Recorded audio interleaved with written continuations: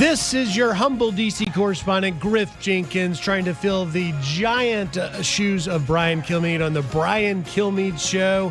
And it is really a privilege and an honor. I've hosted this show numerous times before and talked about how privileged and honored I felt with a background in radio. But to be with you, the great listeners to this show on a historic day that it is quite impossible to overstate the significance of this day. And overnight, many woke up to the great news that every living hostage is now freed after 738 days in captivity. In the historic speech that President Trump, other presidents have spoken before the Knesset, the Israeli Knesset, but none with the gravity of the news and the achievements on what appears to be, hopefully, a new era of peace in the Middle East. Let me get you right to some of what President Trump had to say in the Israeli Knesset. Cut one, start here.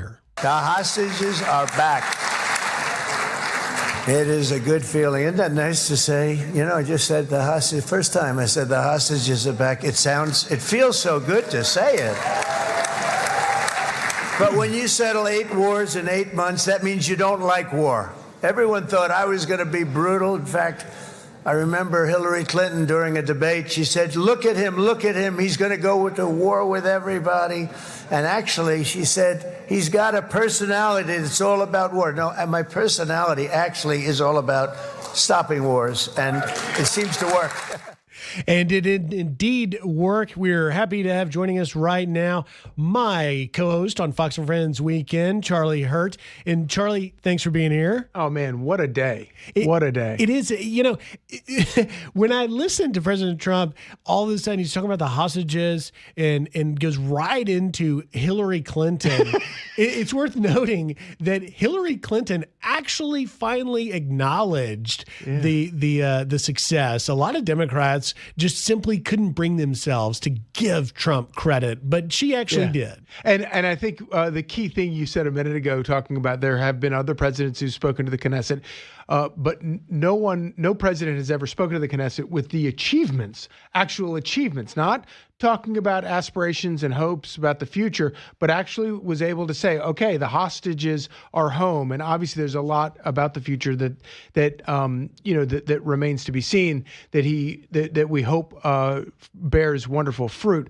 But I do think that was so interesting. And also the fact that he took another quiet sort of dig when he introduced Marco Rubio, Secretary of State, and he went on and on about Marco Rubio and how Marco Rubio will go down as the greatest Secretary of State in history. And I couldn't help but think that was a little bit of a dig at a lot of secretaries of state, but not the least of which was Hillary Clinton herself. Well, it's true. And, you know, we talked a little bit about this over the weekend, and that is that, you know, Secretary of State Antony Blinken didn't get the job done. Yeah. Kamala Harris, Joe Biden, they didn't get it done. And they were using the same sort of conventional tactics that previous administrations, to be fair, going all the way back to George W. Bush and President Jimmy Obama, Carter, that simply were not proven. And a lot of why President Trump's approach was different is he came from this outside of the box view that the goal isn't just getting to some ceasefire that we know through history was bound to just return back to violence and war, but yet he came from the approach that why can't there be peace across the entire Middle East? And he got the initial sort of step in the right direction with the Abraham Accords. He talked a lot about that today, but by getting Israel to normalize relations with the UAE, with Bahrain, and it was really, you know, many wondered in the second term, you know, could he build on that? Could he add a country or two? Could Saudi Arabia get involved? Yeah. But yet he brings the hostages home, and he has lit the spark for actual peace, stable peace in the Middle East. And I think that one of the lines that stood out most to me is he did speak directly to the Palestinians. The Palestinians put Hamas in charge. And this is the moment I thought that was quite significant. This is cut 4. Listen to this, Charlie.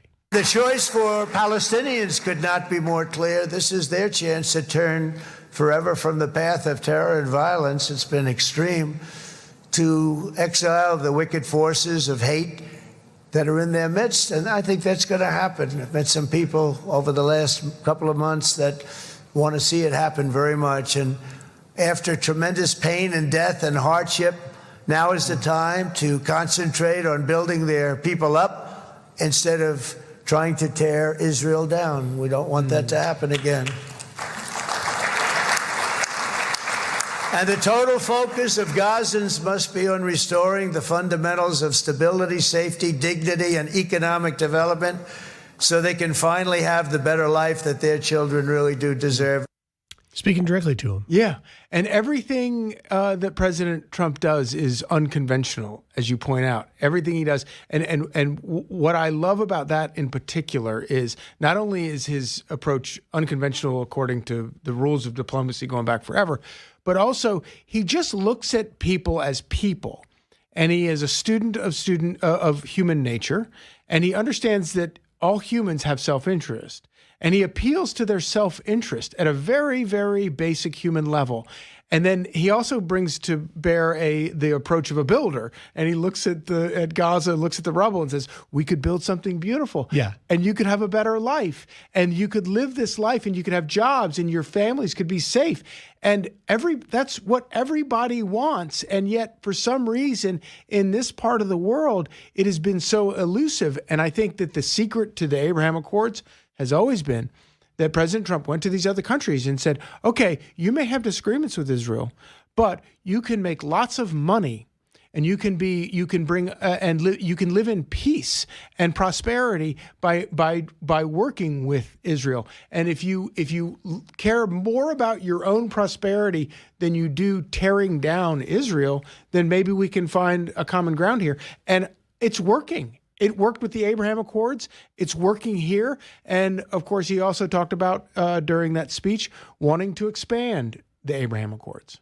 Yeah, and we'll see that obviously would be an even perhaps larger accomplishment than even the release of the hostages. I agree. Even as difficult as that sounds. And I think you put your finger on something really significant, and that is, if you remember when Netanyahu was at the White House and President Trump was speaking, he humanized both sides. Yeah. He's made very clear that the U.S. is Israel's greatest ally. And in the darkest of times, when the world was piling on Israel and Netanyahu, he stood with them. But in that moment, with Netanyahu by his side at the White House, he also humanized Palestinians. And when he talked about, that there would be a Gaza could be the Riviera of the Middle East, everyone was like, oh my gosh, the old man's crazy. But it is remarkable with the incredible devastation of that drone footage we saw of Gaza. 98, perhaps even really honestly 100% of Gaza has been decimated. And I've been in so many war zones. Never have I seen something so widespread like that. But yet Donald Trump looks at those scenes of apocalyptic devastation, and he sees the possibility for a Riviera in the Middle East, and people are starting to think, well, wow, wait a minute, that's a great way to look at it. Well, of course, all great visionaries are crazy before their time. And that's what makes them so unusual and makes them it's so rare that one comes along. When you first say, I'm going to build the Riviera of the Mediterranean, or I'm going to bring peace to the Middle East, everybody's going to think you're stark raving mad, because of the experience has shown that that's like, it's impossible. But the key to it is that both sides trust Donald Trump. Both sides trust President Trump. And when he had Erdogan of Turkey in the Oval Office a couple of weeks ago, and if you talk to people behind the scenes, they all say that Turkey was integral in actually bringing Hamas to the table for this deal. And I thought it was, and remember, I think you and I were laughing about it at the time, because when at one point Trump was talking about rigged elections, right? And he points to Erdogan and he goes, "And you know all about that, don't you?" And we're all like, "Oh my gosh, he's dunking on the president of Turkey." Yeah, and he was, but he was doing it in a very sort of honest, straightforward way. And then, lo and behold, before you know it, Erdogan is playing a key role in bringing about the most elusive peace on the planet. And I believe, correct me if I'm wrong, we expect, so, the president is on a jam-packed schedule. He's literally about to, head to the doors Egypt. just closed on Air Force One. Yeah, he'll leave Ben Gurion Airport and head to Egypt with 20 world leaders are going to be at this meeting. And, let's not sugarcoat it. The challenges ahead are significant. Phase 2, getting disarmament of Hamas, getting a Palestinian Gaza governance that isn't Hamas or reincarnated Hamas under a different name. Yeah, and as you and I were talking about this weekend, Hamas at the moment has no intention of disarming and giving up, and Israel has no intention of allowing Hamas to continue to exist. And so one side or the other is going to have to give in on that. And I think that I think that based on what we've seen today and we've seen in terms of the progress, I think that the larger movement is probably going against Hamas at the moment. But and I think it's kind of also incredibly interesting. The country that we're almost not talking about at all today is the country of Iran, who has been the single most important force propping up Hamas for the past 2 years and for the decades before that. And yet they are almost entirely sidelined. I think they're probably a lot, maybe they're not quite as destroyed as their silence would lead you to believe. I'm sure they're trying. They want to reassert, but we're not even talking about them in terms of a force today. It's such a great point, Charlie. And actually, when President Trump reached out to Iran in that speech in Knesset, there was yet again a clear example of how President Trump approaches things. I'll play a little bit of that for you. Cut 5. Listen to this. Yet even to Iran, whose regime has inflicted so much death on the Middle East, the hand of friendship and cooperation is open. I'm telling you, they want to make a deal. That's all I do in my life. I make deals. I'm good at it. I've always been good at it. And I know when they want. Even if they said, we don't want to make a deal, I can tell you they want to make a deal. All right, they do. They want to make a deal, and we're going to see if we can do something, because this is crazy what's happening, and we're not going to have this anymore. Neither the United States nor Israel bear the people of Iran any hostility. We merely want to live in peace. We don't want any looming threats over our heads. And we don't want to even think in terms of nuclear destruction. It's not going to happen, never will happen. I thought that was one of the most important lines of the speech, and I'm so glad you played it. He also said at that moment, he said, and this is said not out of weakness, but we are ready when you are. And I thought that of course, was a nod to the B-2 bombings. Yeah. Where that absolutely annihilated their nuclear program. And, the great thing about President Trump is that he kind of speaks both languages. He speaks the language of bombs and rubble, but he also speaks the language of peace and trying to rebuild. But you can't speak the language of peace in that part of the world unless you've also demonstrated you know how to speak with bombs. Yeah, I mean, you talk about peace through strength. Yeah. There is no greater example of that. And I would argue there is no one who was more attuned to those words of that speech than the Arab countries in and around Israel. Charlie Hurt, you are the best. Thank you. It is great to have you here to see you, on man. Such a historic day. This is Truly. Griff Jenkins filling in on the Brian Kilmeade Show.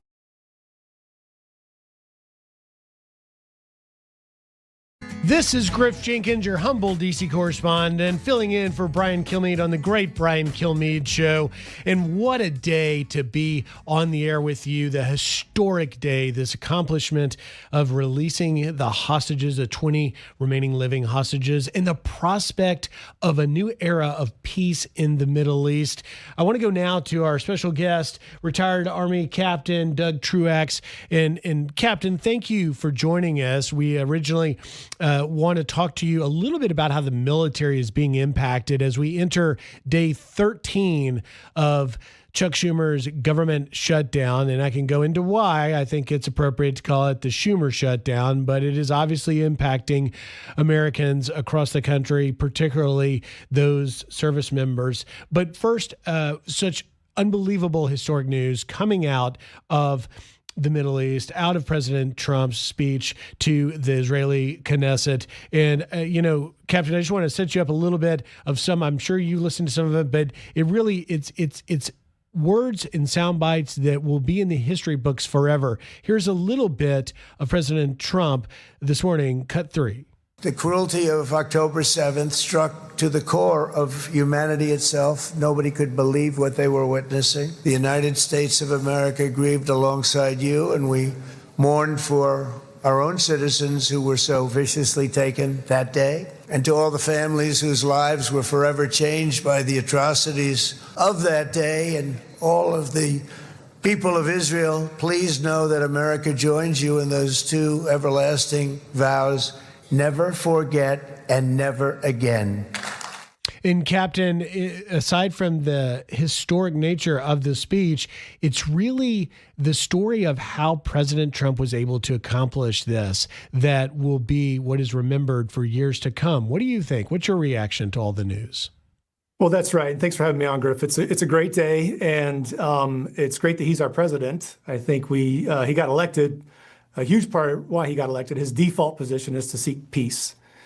We don't have troops on the ground over there. We're doing everything we can to help everybody. And this really goes back all the way to the Abraham Accords, where he really started putting people together and creating alliances. And it was all built around how do we isolate the Iranians over time? And Hamas is a proxy of the Iranians.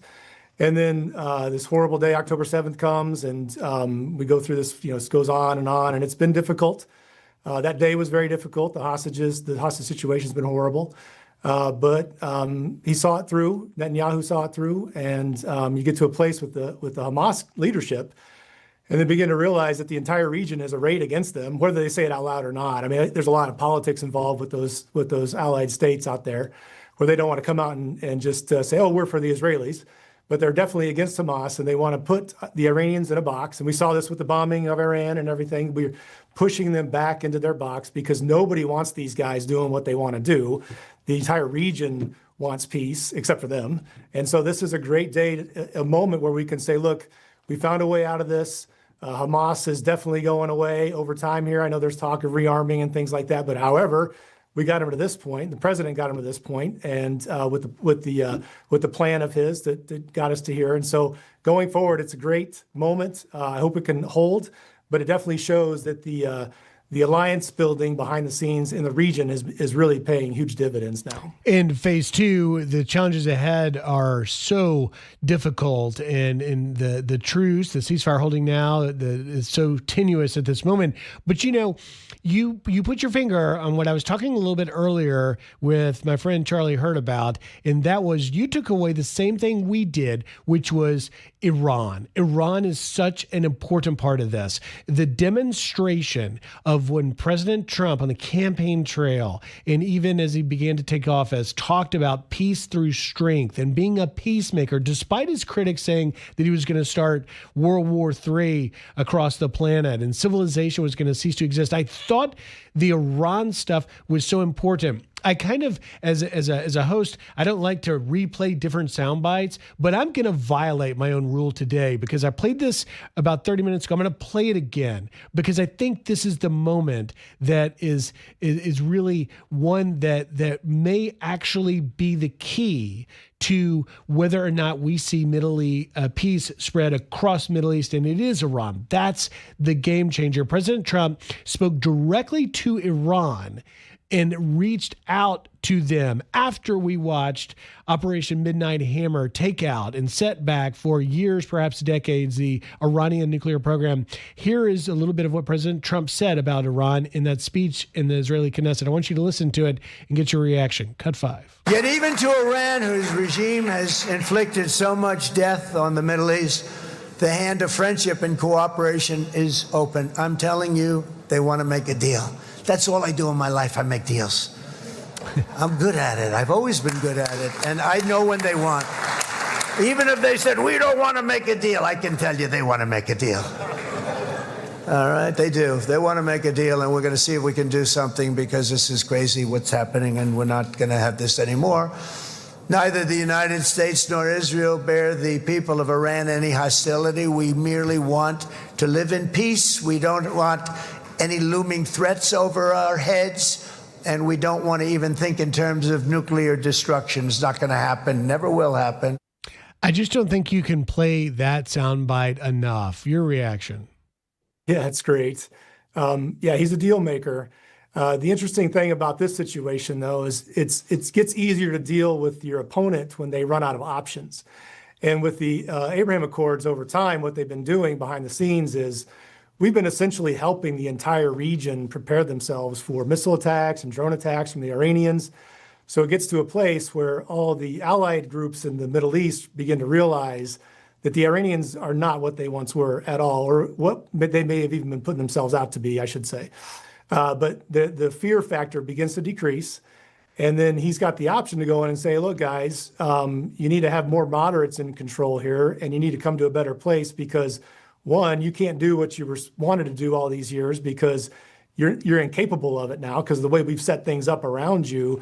And two, if it doesn't end well for you, the guys at the top, you think about Libya and Gaddafi and all these guys. I mean, it doesn't end well when some of these guys go down if they go down with a fight. And so I think that the Iranians are beginning to say to themselves, maybe we should consider different paths here. And with the president talking like that, I think they have every incentive, at least as far as that goes, to come to the table. Now, will they be, good faith negotiators?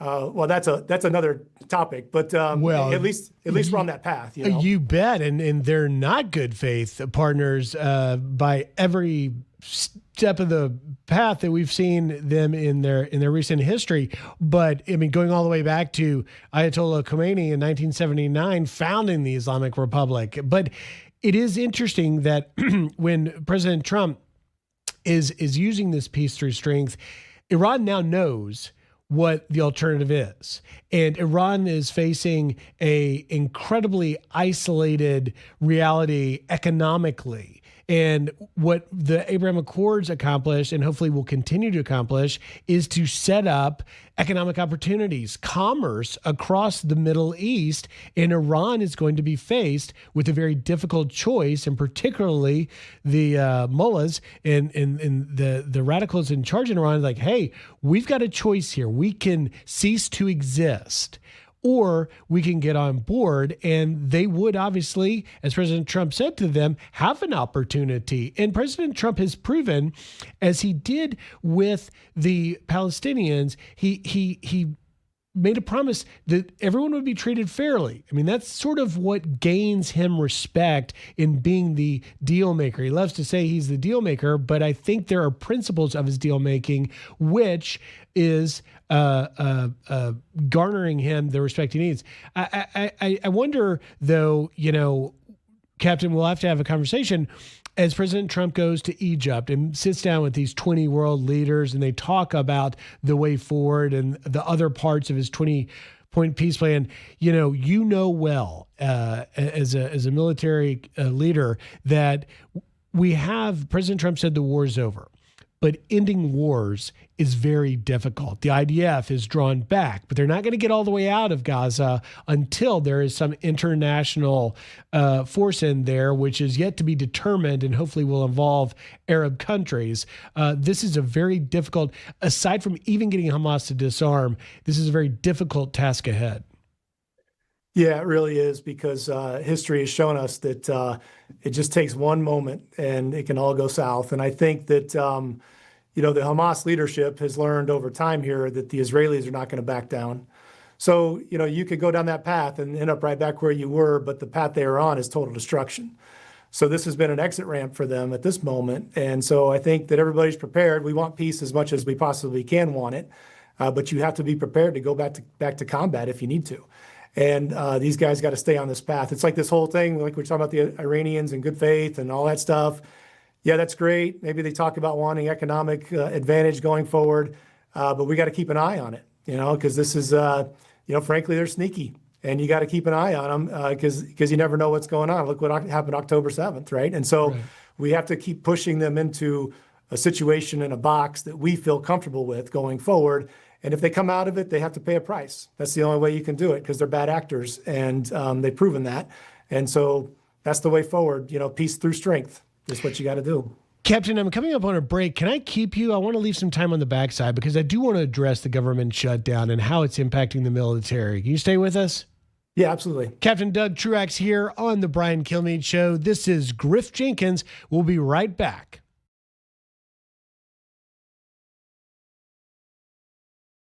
Some federal bureaucrats are going to have to get laid off. This is not a situation that we're excited about. We want the government to reopen, but Chuck Schumer and the Democrats decided to shut down the government, and we have to deal with the consequences in the administration. This is Griff Jenkins filling in for Brian Kilmeade on the Great Brian Kilmeade Show, and we're glad to have Captain Doug Truax, former U.S. Army captain, retired, joining us to talk a little bit about this. And Captain, thanks for staying with me here because I feel like it's very important to get into this. And, I have said, because my background is a journalist, I've been a reporter for 20 plus years at Fox News. And, Chuck Schumer has voted 13 times on a clean resolution, a simple, nonpartisan, couple of page continuing resolution, keep the government open. And Chuck Schumer was told by both Majority Leader Thune and Speaker Johnson that, hey, we will negotiate over these extension of Obamacare health subsidies, but not while the government's shut down. Just pass this. You've already passed this before 13 times. And yet they didn't. And now you're seeing the reality in just the 15th, I guess, military members across the country will miss their paychecks. Your thoughts about all of this? Well, that's right. He's pushing it pretty hard, and I think that it's going to backfire on him because I think most people, certainly his base is for it, but I think the question really comes down to the people in the middle, the moderates. I'm a big time conservative, so I know where I stand on all this. But the moderates are watching this, going, "Well, hey, wait a minute." They're hearing what you just said, and they're thinking, "Why is it happening like this? Why can't we just kind of work our way through this?" And I think the Republicans might have a point about those Obamacare subsidies. Of course, secretly, this is how they're trying to keep socialized medicine alive, is through those subsidies over time. But anyways, we can be working on this and trying to figure it out. I think with the military thing, it goes right back to what we've always said from the conservative side. And I think most common sense Americans would say, the number one role of government is keeping the people safe. And that was the defunding the police piece, and all that. But if your military is not taken care of, if you don't ever want to get a situation where in peacetime, anybody in the military is thinking, am I not going to get paid? Because that's not a good sign going forward. The Chinese would love that if we got to a situation where oh, look, their military is having problems because they're not getting paid. So, President Trump rightly has directed Secretary Hegseth to use other funds to get them paid. So I think we're fine there. And, we'll see how long this goes on. But I think we averted the immediate crisis on that. But I think the larger question is, just like with the Doge stuff and everything else, you keep hearing all this, essential government tasks, and then you hear non-essential government tasks. And we're all thinking to ourselves, well, what is that? Why is there such a thing as a non-essential government task? And so we got to keep chipping away at this. I think most of the people in the middle are beginning to say, well, I know my aunt, she's still getting her Social Security and all these things that are still happening as we go along. But what exactly are we talking about? And if you get into the subsidies, you start learning that, wow, a lot of people can make a lot of money and still get their health care paid for. I don't understand what's going on here. So that's why I think he's going to lose over time. As more people dig into it, the more they're going to see this doesn't make any sense, I think, Captain, that Chuck Schumer may have another headache on the horizon. And to be fair, we don't have confirmation from Senator Kirsten Gillibrand of New York that they're actually going through with this because she wouldn't talk to Fox's camera when we asked her just a few days ago. But I don't know if you're aware. So the Chairwoman Kirsten Gillibrand of the Democratic Senatorial Campaign Committee was holding a big dollar fundraiser today in Napa Valley. Wine and cheese. Amongst the host is Senator Ashley Brooks from Maryland. Maryland is the 5th largest employer of federal jobs to include military. She has more than 48,000 military employees in the state of Maryland, and yet she's choosing to go out to Napa Valley, where Democrats attending this fundraiser will do a wine tour and have a fancy dinner, wine and cheese. I checked the hotel rates to see, if I wanted to go to the Hotel Yultland in the Vineyard Mountains of Napa Valley, and you can get a basic room for $800. You can get a suite for $1,100. And I'm just wondering if this is, the look that Democrats really want when there's a lot of finger pointing, deciding who's to blame. Democrats blame Republicans. Republicans blame Chuck Schumer. It just takes 5 Democrats to get on board to alleviate the pain of the American people. And yet they can't come up with those 5. And Democrats are presumably out in California at a high dollar wine and cheese fundraiser. Your thought? Yeah. Not surprised. Not surprised at all. They have completely lost track of the optics on this. And it just goes to their heart too. They'd rather go out and raise money around it and, come back and lie to their constituents. Oh yeah, I'm working hard on this. And they're not at all. I mean, the next day maybe they got dinner the next night at the French Laundry with Gavin Newsom. This is the world they live in now. It's crazy. It crazy. Is that. I'm glad you mentioned the French Laundry. It's that hypocrisy that the American people have lost any trust in Washington, in politicians. And to be fair, there was a time in Washington, the Tip O'Neill era, as they like to refer to it, where Republicans and Democrats would go at each other, but then they would realize at the end of the day, hey, if we don't come up with something to deliver for the American people, then they're going to throw us out of office. And you look today, the polling for both parties, to be fair, has never been lower amongst Americans approving of their elected leaders. And it's a sad thing, but my heart goes out. I do hope that Secretary Hegseth's plan to get military members paid, but then there's still some hundreds of thousands of furloughed government employees. Captain Doug Truax, thank you for taking time, and thank you for your service to our country, sir. All right. Thanks, Griff. All right.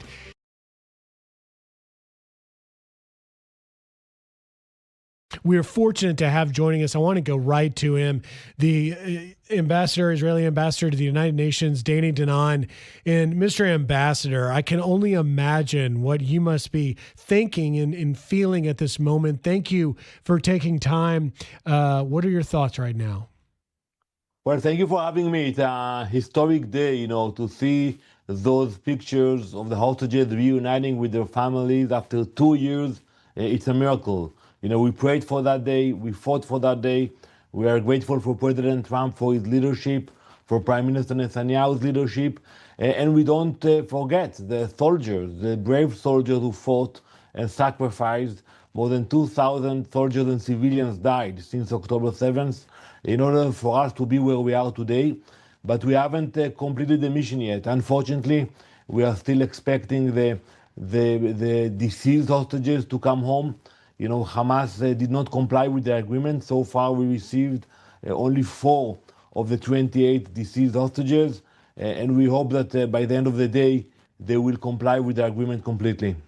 It's a great point, Mr. Ambassador. And when we have seen Hamas as an untrustworthy partner time and time again throughout all of this, when you do see the drone footage, the devastation of Gaza, and they say, well, it may take a little longer to find those bodies, that is, goodness gracious, the challenge of rebuilding Gaza is going to be so amazing.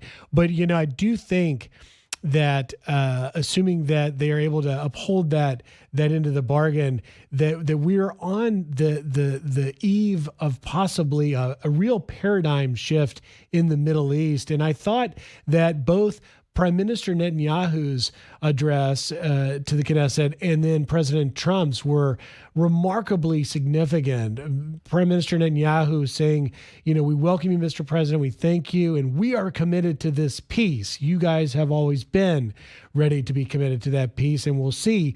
And I thought that there were a couple of moments with the president's address where he really reached out to the Palestinian people and gave them a choice to choose peace. And he knows, President Trump, that he is speaking to a population that has been grossly radicalized from birth to death for generations in the challenge. And I want to play just a little bit, if I can, for you, President Trump's words to the Palestinian people. This is cut 4.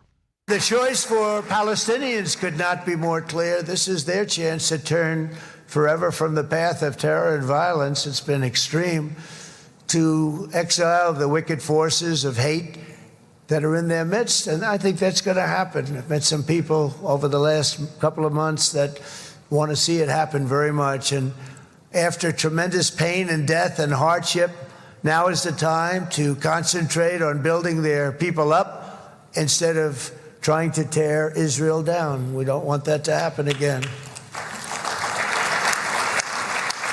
And the total focus of Gazans must be on restoring the fundamentals of stability, safety, dignity, and economic development so they can finally have the better life that their children really do deserve. And Mr. Ambassador, one of the big questions in all of this going forward is, will they choose that choice? Well, honestly, I don't know. I hope so. I hope so because we pray for peace. We are a peaceful nation. We want to expand the peace agreements we have with other countries. But we have bad experience with Gaza. We left Gaza exactly 20 years ago, and we gave the keys to the Palestinians, and we hope that they will build a better future with coexistence, and it didn't happen. Hamas took over, and we saw what happened in the last 20 years. I think now they have another opportunity. I hope they will grab this opportunity, and then they need the strength and the courage to stand against the radicals. In many places in the Middle East, you see that the radicals are not the majority, but they actually enforce their power on the majority. So I hope that this time it will be different and that Gaza will not become a place for radicals again, and it will allow, a genuine leadership to go there. Yeah, I hope they will take this opportunity this time. I want to talk about this meeting President Trump is having, some 20 world leaders in Sharm el-Sheikh in Egypt. And obviously, a lot at stake here. And a lot of questions remain about whether or not Hamas will disarm and the questions surrounding the future governance of Gaza. And even before that, the implementation of the force that is going to be inside there that would allow Israel to withdraw IDF and maintain a ceasefire. But you and I were talking yesterday, and I want to raise it again today, because we just had some of these world leaders and countries represented that are going to now be at this meeting in Egypt that just weeks ago in New York here at the UN General Assembly either walked out of Prime Minister Netanyahu's address to the UN world body or chose not to appear, just weren't there. That includes Saudi Arabia, Turkey, Jordan, Spain, Kuwait, Indonesia, Pakistan, Iraq, the Palestinian Authority.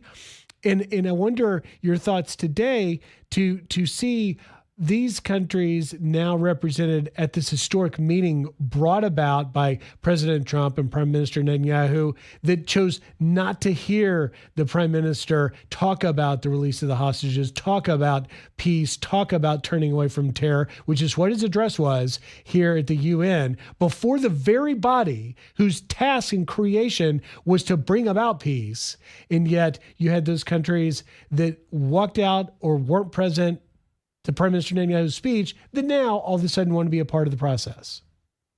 Exactly. We saw the difference between those leaders who are detached from reality. They came to the UN, gave empty speeches, empty declarations, and it didn't change anything. And you compare it to the leadership of President Trump and Prime Minister Netanyahu, who looked at the details, at the complexity of the issues, and brought this agreement to where we are today.